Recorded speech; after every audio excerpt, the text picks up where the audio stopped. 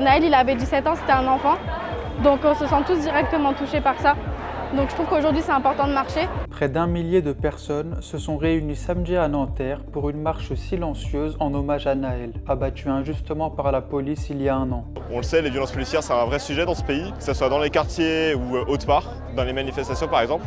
Donc ça me paraît évident aujourd'hui de revenir 1 an plus tard pour faire valoir cette voix et pour rendre hommage à ce jeune qui a été tué et qui ne méritait absolument pas ça. C'est pour ça qu'on est là, pour rendre hommage, mais aussi pour continuer à faire valoir ce combat contre la violence, ce combat contre le racisme aussi, parce que dans les quartiers, c'est une violence raciste qui s'exerce. Plusieurs centaines de personnes ont entamé leur marche vers la place Nelson Mandela, où l'adolescent a perdu la vie 1 an auparavant. Une dizaine de ses amis se sont rassemblés autour de Mounia, la mère de Naël. Justice for Naël! Justice for Naël! Justice for Naël! Justice for Naël! Si les manifestants ont réclamé justice et dénoncé les abus policiers en France, les élections législatives étaient malgré tout présentes dans tous les esprits.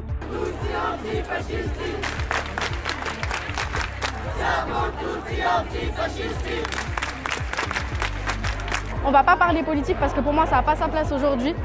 On va pas parler de la montée des extrêmes, etc.